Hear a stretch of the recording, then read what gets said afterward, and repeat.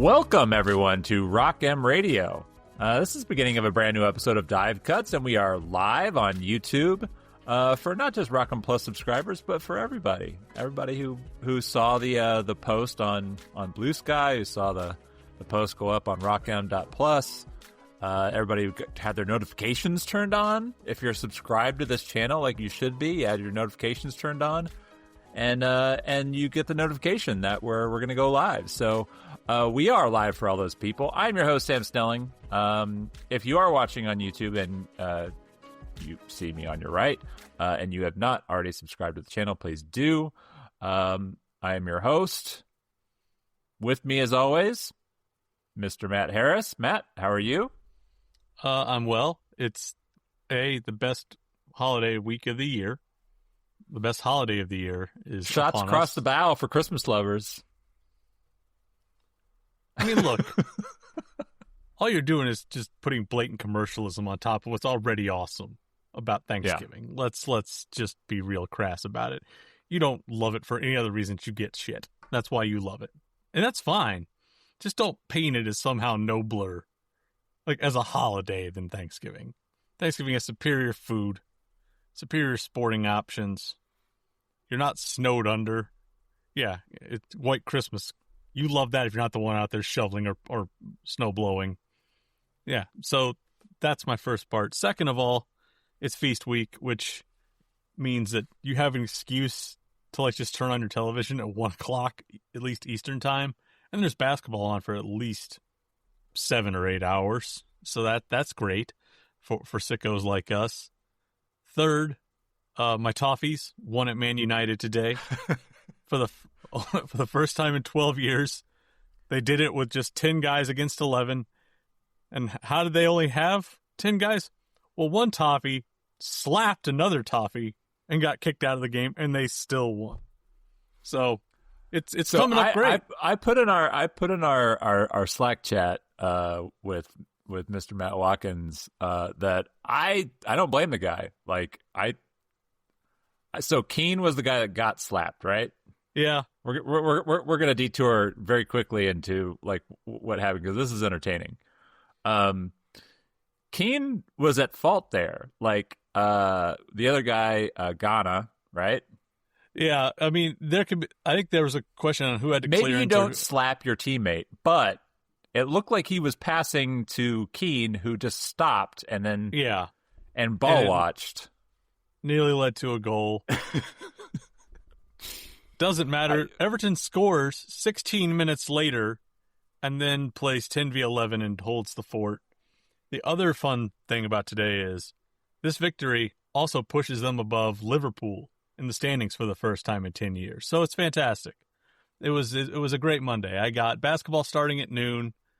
The Toffees trying to cripple my emotions only to deliver. And now we get to talk about everybody's favorite matchups. Missouri versus South Carolina State and Missouri-Cleveland State. What else could be better on Missouri, Monday night? So Feast Week is like one of the greatest weeks of college basketball. In danger, but still great. And it is a little in danger. The Players Era Festival is corrupted a bit of the MTEs that are usually rolling around this time, which is sunk a lot of the MTEs quite a bit as far as like their the level of competition on who you're getting to see. I mean, don't get me wrong. I don't think a lot of people are super keyed up for like Clemson, Georgia. At least not on the hardwood. That was maybe the most intriguing game, of the normal MTEs that we're kind of used to seeing. Maui is out there and arguably the best team in the tournament gets upset by Seton Hall. That's NC State. So like the regular tournaments that are usually sort of the marquee events have taken a hit because the Players Era Festival. But Matt, Dennis Gates doesn't believe in those MTEs. Since he's taken over, so this is year 4. Is Wichita State probably the strongest? Is that the strongest? That's probably the strongest one, yeah. Was that even Thanksgiving?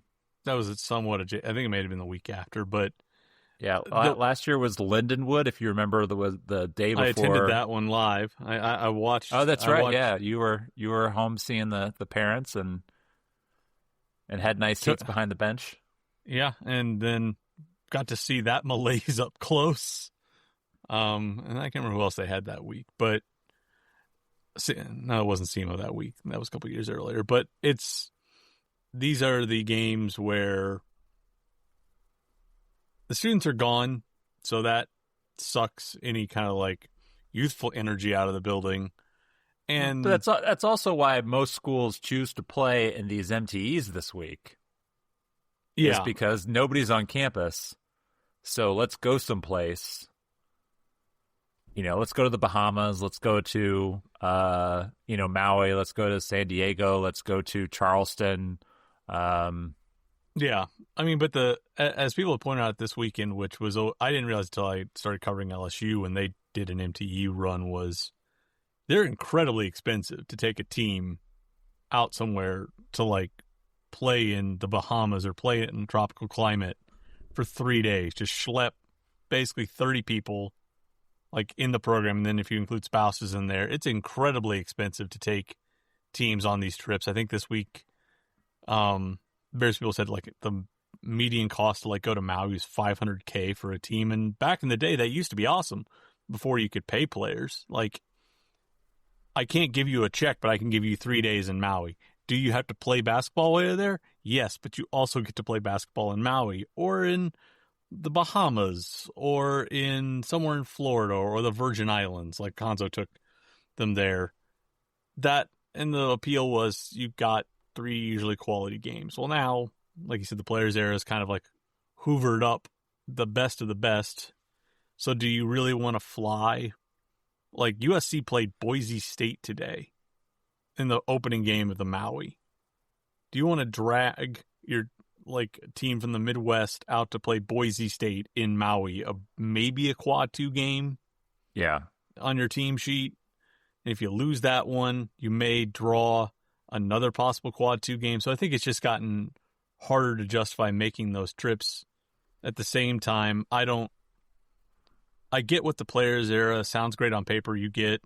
Participants get $1 million in NIL, which that's a starter for your roster if you want to look at it that way. But the other thing is you don't control the scheduling there. Like, you sign up and you usually sign a multi-year deal, and the event organizers set your schedule, which is just kind of crazy that college coaches who are not control freaks in any way have given like just sign over control for 3 games of scheduling in Las Vegas. And while Las Vegas is in the continental United States, which is handy, it's expensive to visit Vegas for 3 days. So I don't know if it's necessarily solving any more problems than we were having with normal MTEs. Anyway, there's a long way of saying there's no real good schedule solution for Thanksgiving week. You're either a fan that can't go to an MTE, can't go to the Players Era, or if your team is playing in town, they're probably playing a body bag game. So there's not really a great solution for this week, but we've talked about that before. So we recorded after Missouri played Prairie View A&M and expressed our disappointment, Matthew, and the way that they finished that game. And I think we both noted that it was very likely that they would come out and look a little better against South Dakota. They did. They played South Dakota. It was close-ish in the first half because South Carolina was making a fair amount of threes. Once those kind of dried up, Tigers kind of ran away with it. Final score of that game was 102-68. It went about how I kind of thought it would. I didn't know if they would end up winning by as many points as they did, 34. But I figured it would be kind of one of these games where South Carolina would give them some fits early. Need South Dakota. South Dakota. That's right. South Carolina State's coming up next. So all these Souths are getting mixed up.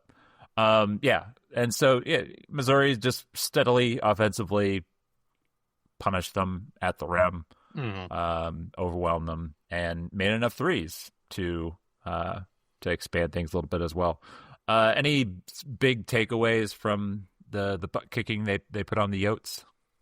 I thought they diversified things offensively. I think in the first 5 or 6 games it had gotten kind of tedious watching them on offense, which sounds weird for a team that's a top 15 offense, but they had been scoring pretty much off secondary breaks, an occasional live ball turnover, or playing 5-out pick and rolls or 4-out pick and rolls. And I mean, it's great that you can win playing like vanilla of the vanilla offense, but you know, that's sort of one of the things about this schedule that is, at least for us who like to kind of see incremental, you know, growth and kind of like to see how they evolve the rotation is, okay, what are they going to do when they have to run real offense? What's that going to look like? And I think the South Dakota game really gave us that kind of look at it, and that was probably because Sean Phillips wasn't in there, and you could play lineups that I think had bigs that could space out a bit more and could kind of play the way Missouri wants to when they're, you know, playing in like Princeton-style stuff, or they're playing, you know, in sets where they're inverting the floor, and that's getting bigs out of the paint and playing them up near the elbows at the top of the key.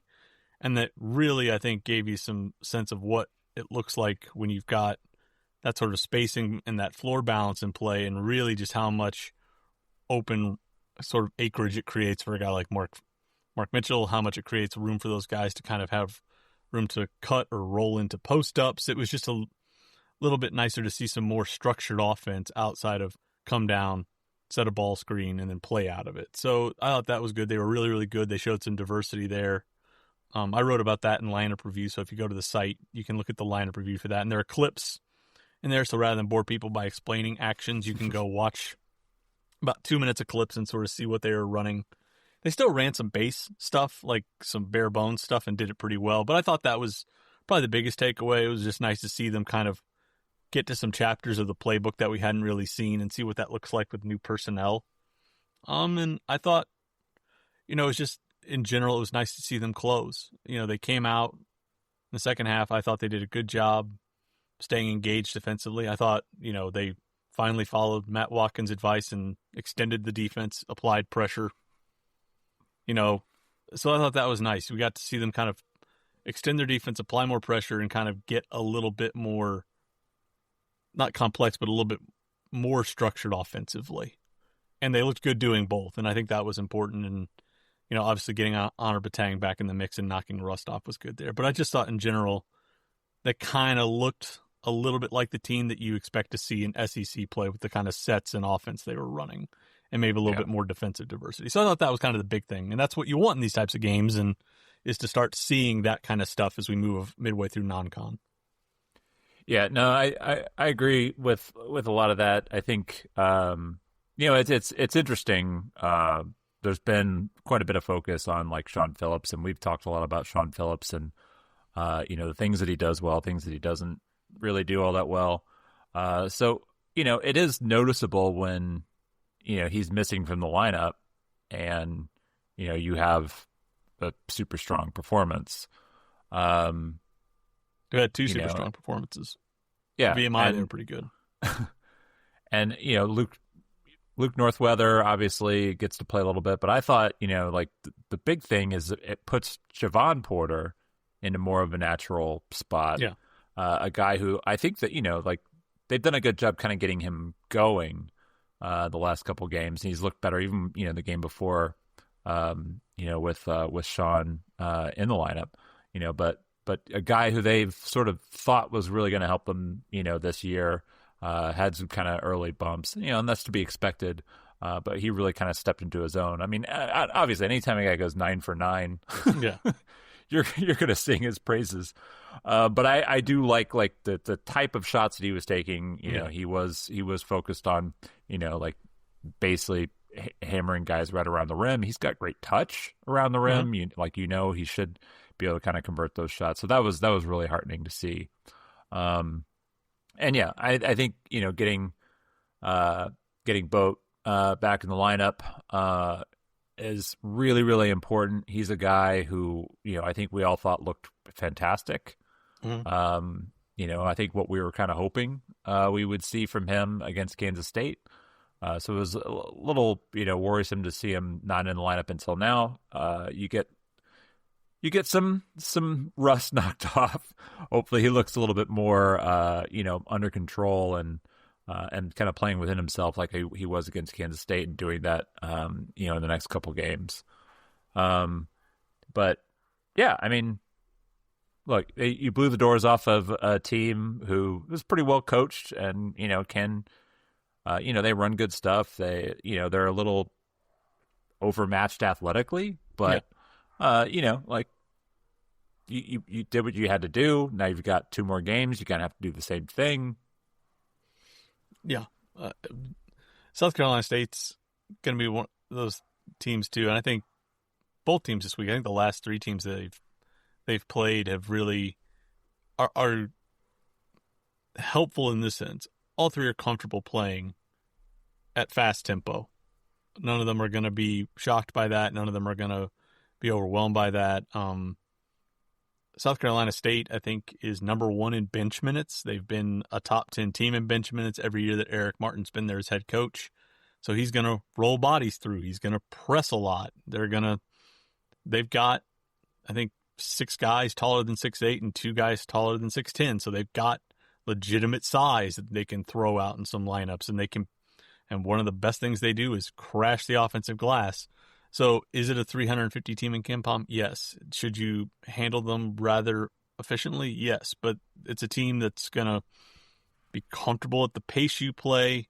They're going to be comfortable, under pressure and under duress. It's not going to bother them. They've got some size that can match you in certain spots.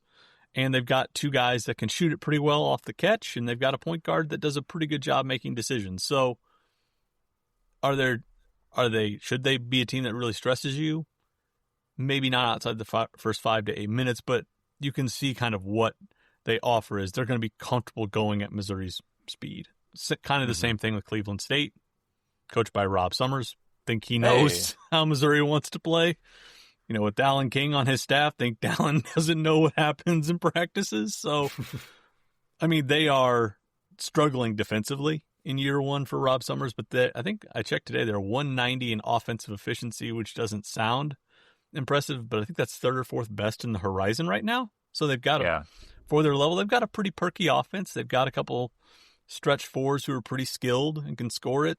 They go about 8 or 9 deep, and again, they're going to be comfortable at pace, and they're going to basically run what you run. So it's a week where you hope your talent gap manifests itself, but these are teams that if you look stylistically at them, they're kind of good pairings for what Missouri wants to do, and they're going to kind of test some things that Missouri wants to be good at. And I think the biggest thing to me is they didn't just go out and get a bunch of low majors who want to play 68 possessions and grind it. They've got teams that want to run and want to play at tempo and want to play with them. So I think it's going to be one of those things where you can't just come in and overwhelm someone stylistically. You're going to have to execute consistently. You're going to have to do what you need to do, particularly defensively, and be solid and handle your business. So I think that's what this week is good for if you're looking for a reason why this week might be helpful for them as they move along and get ready to gear up for a big jump in quality of competition next month. Well, and it is kind of interesting, that Missouri has sort of, lined up this, weak non-conference schedule. I think it's fair to say. The rest of the SEC is not really doing its part, and I don't know that we need to spend a whole lot of time diving into what the league is dealing with. But I do think it's worth kind of pointing out and taking a moment to sort of look at a screenshot of what the league looks like right now. Because last year the SEC was so good in the non-conference that once you got to conference play, everybody was good. There were going to be no bad losses, and it showed that there were no bad losses, and the fact that you got 14 teams in the NCAA tournament, teams that went 6-12 in the league, which is frankly absurd to have that kind of record in a league. But when the league is that good, and credit to Oklahoma for doing what they needed to do in the non-conference schedule, they beat some really good teams in the non-con that year. It has not really gone that way for the SEC this year.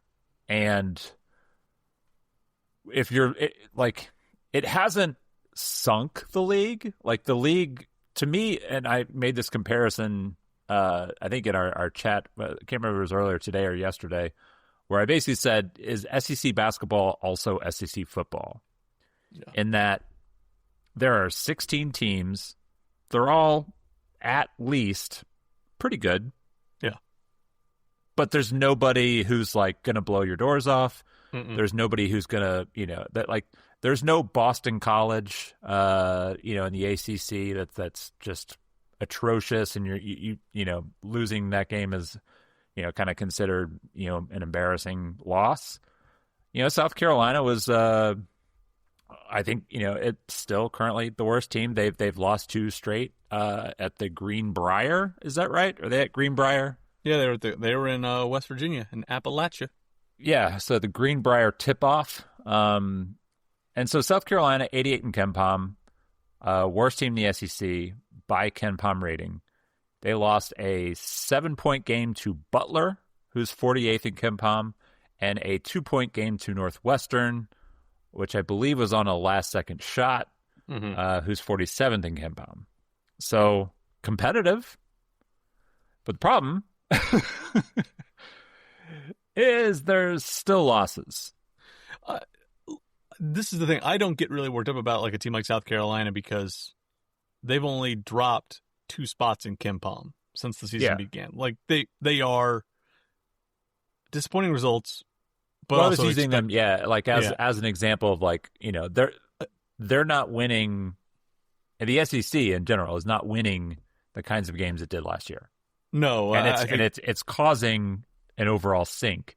Yeah, I think the bigger story right now is probably Texas A&M and Mississippi State. Texas A&M entered today at number 66 in KenPom. That is 31 spots lower than when they started 3 weeks ago. That's hard to do. But then Mississippi State said, no, we'll one-up you. They're at 70th in KenPom. That's a 44-spot drop. They fell 24 spots in 2 days after playing at the Hall of Fame Classic in Kansas City. They lost by 21 to Kansas State, a team Missouri beat pretty handily. Mississippi State was a 1-point favorite in that game. If you lose by 22 points to the number 40 team in KenPom, you're going to take a drop. Then they lost the next day to 103rd ranked New Mexico. So that sunk them. And then you just look across the rest of the league. Oklahoma's doing about what we expected. They're down 7 spots, but they got thumped by a Gonzaga team that is better than people I think probably thought coming into the year. And then they lost a barn burner to Nebraska on a neutral site. So they're down. But I think the bigger deal is, you look at Kentucky. Kentucky lost by 15 at the Champions Classic last week. They're down to 12th in KenPom. That's an 8-spot drop.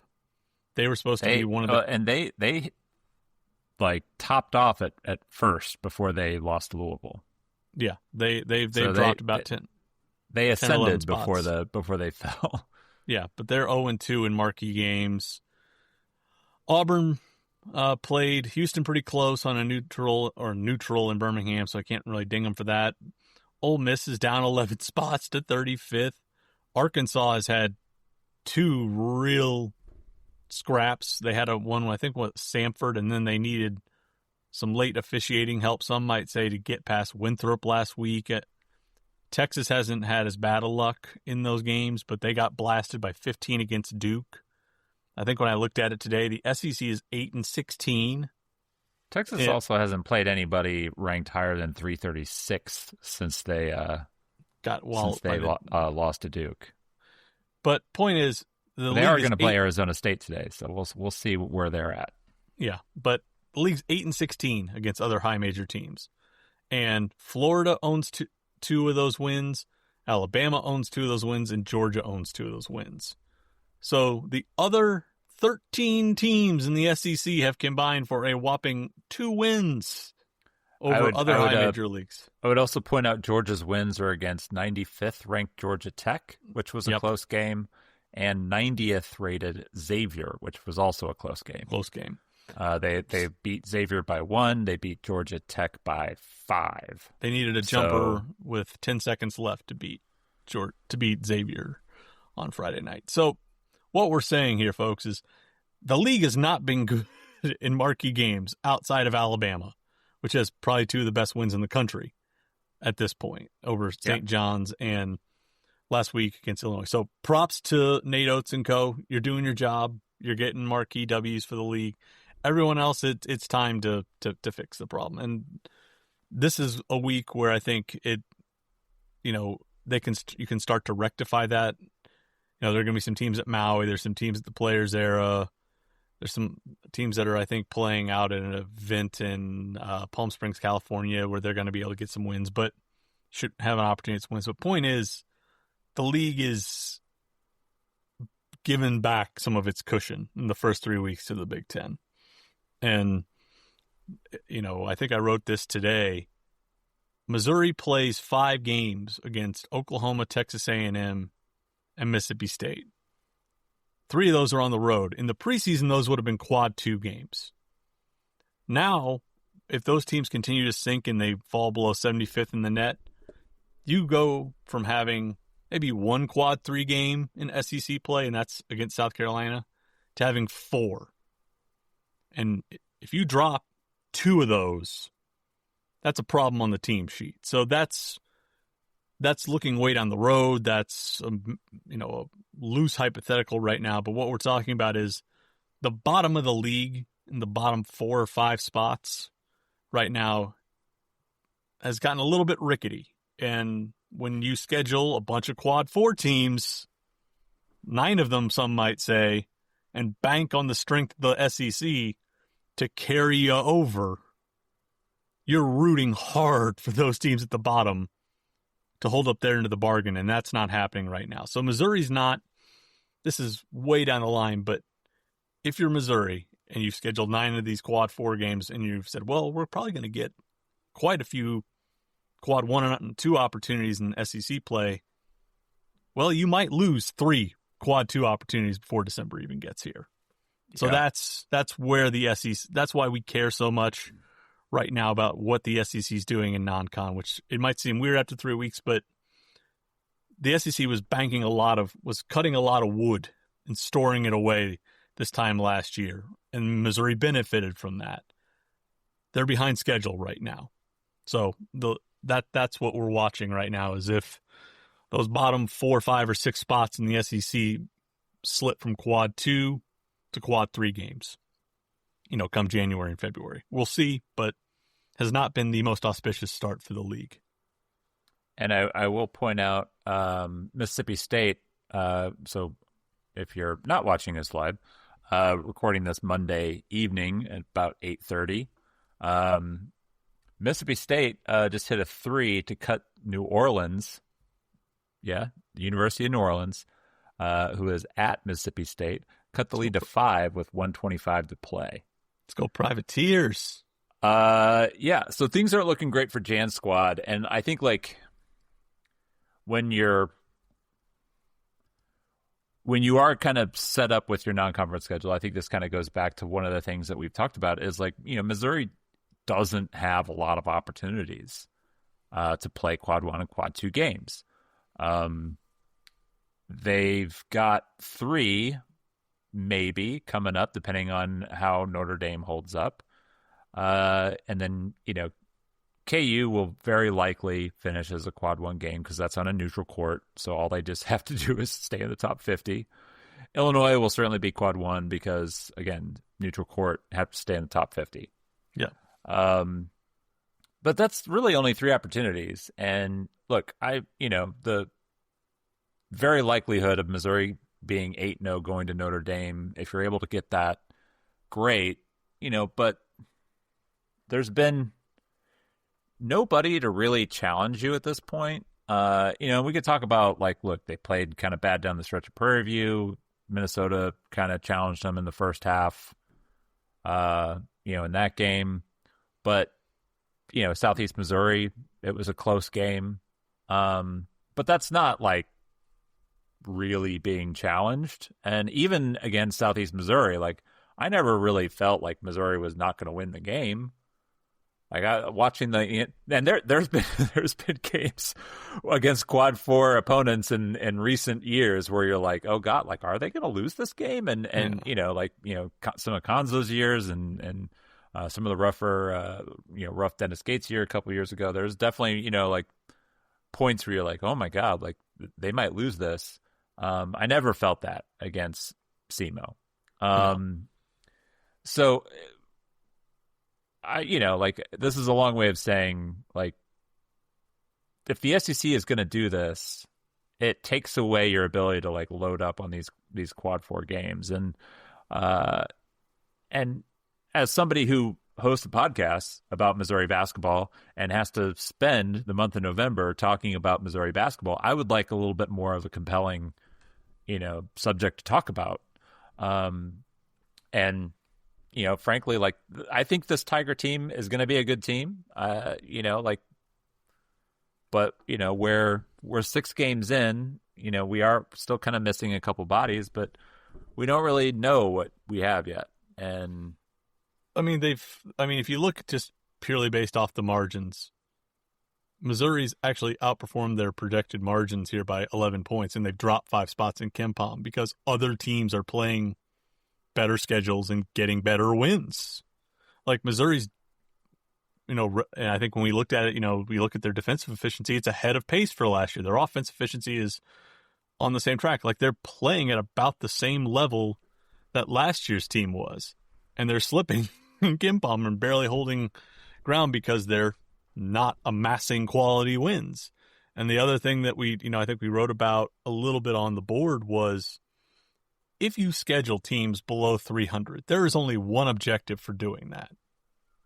It's to beat the ever-loving crap out of them and run up the margin. It's the only reason why, this is what Alabama's going to do. Alabama's going to play Gonzaga tonight, and it'll be their 3rd top 15 game in the first 3 weeks. Nate Oates is he doesn't need time to gel. He's not leaning into, we need some time to grow together. No, we're going to rip the Band-Aid off and figure out what we got. But he's also going to schedule some soft games below 250, went back in Tuscaloosa. And the philosophy is schedule top 50 games for your Q1 shots and schedule below 350 to beat the piss out of people to run up your efficiency margins. Missouri does not schedule.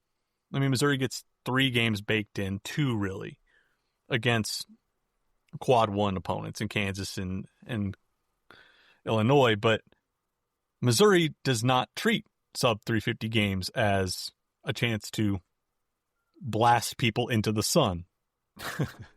They use it, as we've said a lot, as a crash lab. They test out rotations. They try different stuff. I think I'm looking at a quad 1 game. They beat the margin by 1.6 points at Howard, underperformed by 18 points against SEMO. They beat the margin by 15 against VMI, underperformed the margin by 13 against Prairie View, and then overperformed the margin by 9 against last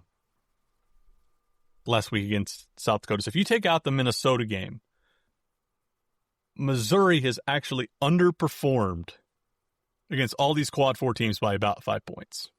Like, that's not how you help. These games aren't providing you any nutritional value. Now, Dennis Gates might say the value shows up later on when we know what guys work together and we know what combinations work and we've worked through things and we know what our style is. And that's a valid point. I would suggest you can still accomplish the same objectives against teams between 200 and 250 in KenPom, where the projected margin is 15 to 20 points, and if you have a good night, you overperform the margin by a significant amount. Yeah. This is a long way of saying Missouri is scheduling teams to tinker when they should be scheduling those teams to bash their brains in and run up a huge efficiency margin. They're scheduling games that don't really, I think, match the stated objective that they have, which is to gel and coalesce and experiment and see how these teams grow their identity. You can do that against teams that are slightly better. You don't need to schedule sub 300 teams to do that. So I think that's where my frustration comes in. You're doing something that actually creates a potential detriment to the stated goal that you have. And when March gets here and we hear people complain that, oh, they're 2 or 3 seed lines lower than we thought, we're going to say, again, you played a weak non-con schedule. So we've been over this before. I don't think it's going to change until there's a consequence of what happened to somebody like Texas A&M, where the NCAA committee says, you didn't play anybody in non-con, so we're going to leave you out. Yeah. As long as they don't face that consequence, I don't think it's going to change. So we'll persist and continue to look at lineup data and read tea leaves. You do your best to like break down, like how somebody looked against, South Dakota, overwhelming them with size. But so 2 games this week. Fortunately, it is feast week. There are other games to partake in. I do have like an update. Mississippi State did come back to took the lead. It is now tied. It is tied, but they did have the 1-point lead at one point. So we'll see kind of what happens with that. Next week, we'll actually be able to preview Notre Dame, which will be exciting, and probably Notre Dame and Kansas. So we'll actually get to talk about some opponents that matter. No offense to South Carolina State, Cleveland State. Please don't play better than we think you're playing. And let's get through Thanksgiving with relative ease and get to first week of December, where you get 2 very quality opponents. Well coached teams, and your main rival. So we'll be back next Monday, I guess, to talk about those guys. And if there's any like stuff you guys want to know, drop comments in these videos. We'll be happy to answer them. We are still going to try to keep these to under 40 minutes whenever possible, closer to 30, but that seems to be hard to do for us. So we'll be back next week, and hopefully to talk about an 8-0 Missouri. All right, thanks for tuning in, everybody. Bye-bye. Thank you, everyone, for tuning in to Rock M Radio, a proud partner of Fans First Sports Network. Rock M Radio is the official podcast network of Rock M Plus, a new and exciting subscription service provided by me and the other voices of Rock M Radio. Please take a few moments to head over to rockm.plus and sign up for an account today. The cost is only $5 a month, and benefits include access to our live podcast, a subscriber-only message board, weekly newsletters, and more. If you enjoyed this episode of Rock M Radio and would like to see more just like it beamed directly into your personal device, make sure to click the subscribe button below and tell your friends. Our podcast feed is available through the Apple Podcast app for iPhone, Google Podcast app for Android, whatever app you listen to your podcast. You can also find Rock M Radio on Spotify. If you're looking for a podcast about your favorite team that is not Missouri Tigers, Fan First Sports Network is your answer. A full podcast network loaded with the team-specific podcasts covering Major League Baseball, the NFL, NHL, NBA, MLS, and more. And we'll be back with more episodes of Rock M Radio coming to you soon.